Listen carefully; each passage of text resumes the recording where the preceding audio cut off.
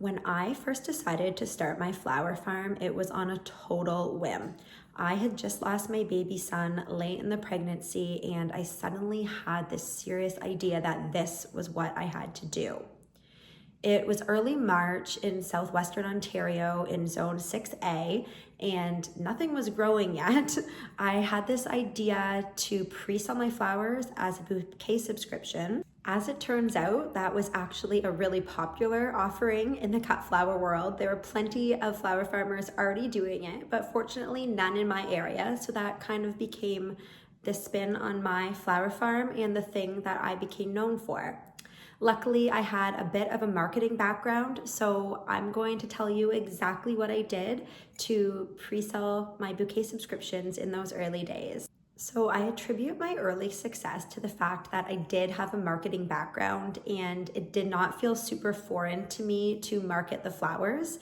And I actually sold out my bouquet subscription in just 8 hours in that first year before I had ever even grown a single cut flower. So in hindsight, it might have been a little bit silly. It was definitely gutsy, but it totally worked out. So let me walk you through the steps of what I did. So for starters, it is definitely helpful to be active on 1 to 2 social media channels just to get the word out about your business and to let people know what you're doing and what you're all about. But you also don't want to be a slave to social media. And I actually learned the hard way that it is not a good idea to over-rely on social media to actually sell your flowers.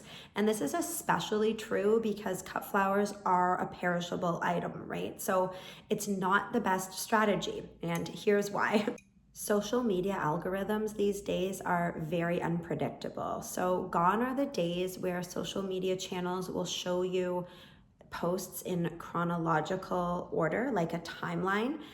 Instead, they have a complicated algorithm that will show you posts based on various different factors, and you just don't know who it's going to show your post to on any given day. So I once had a potential customer call me 4 whole days after my post went up saying that he saw that my flower stand was open and where are the flowers?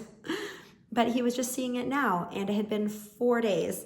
So he drove all the way out to my flower stand, which is 10 minutes out of town, only to find it empty.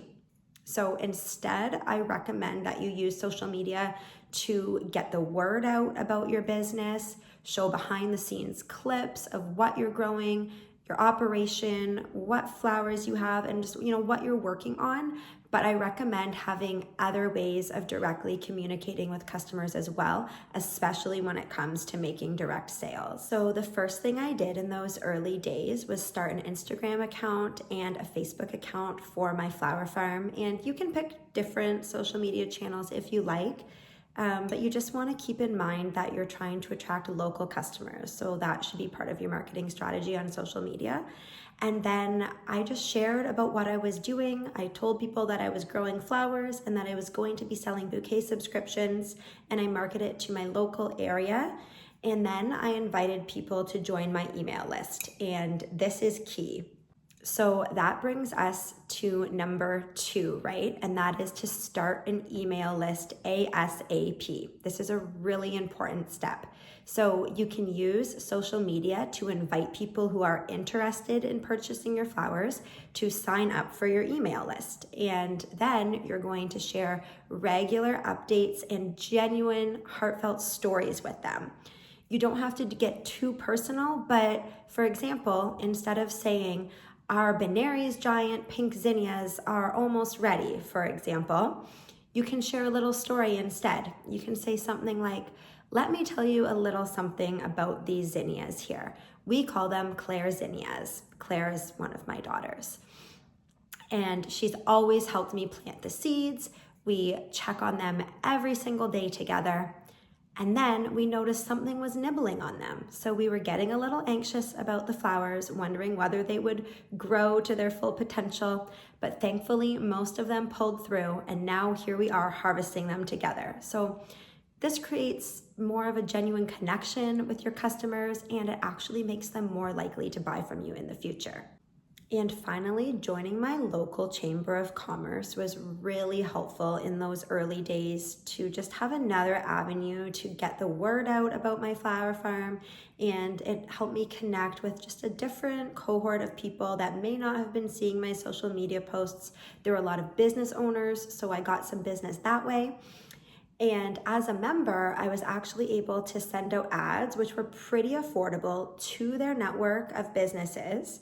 And I actually got half of my customers in the early days that way. So I highly recommend looking into your local chamber of commerce or something similar, because that can be a really helpful way to spread the word and get some business for your flower farm. So there you have it, the simple 3-step process to get more eyes on your flower farm and ultimately sell more flowers without over-relying on social media. If you want to learn more about how I actually storytell and connect with customers in a genuine way that doesn't feel slimy or overly salesy, you can grab my Storytelling to Sell Your Flowers guide, which is linked here below in the description.